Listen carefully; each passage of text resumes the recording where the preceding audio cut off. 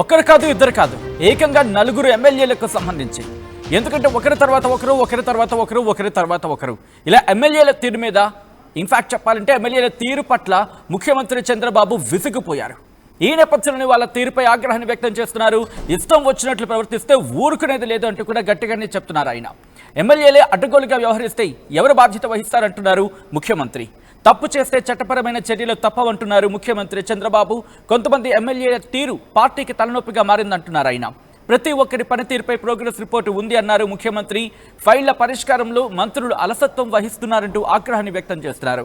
ఒక్కొక్క ఫైల్కి ఎంత టైం తీసుకుంటున్నారు లెక్కలున్నాయి అని చెప్పుకొచ్చారు ఆయన. పనుల్లో మంత్రులు వేగం పెంచాలంటున్నారు ముఖ్యమంత్రి.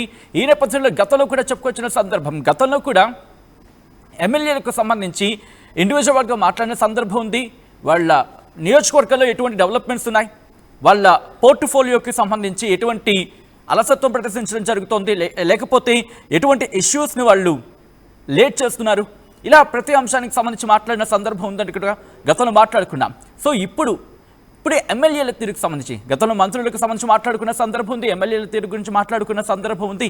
కానీ ఇప్పుడు ఎమ్మెల్యేలు ఆ తీరు, మరి ముఖ్యంగా కొంతమంది నలుగురు ఎమ్మెల్యేలు రీసెంట్ టైమ్స్లో వాళ్ళ తీరు మీద ఆగ్రహాన్ని వ్యక్తం చేసిన సందర్భం.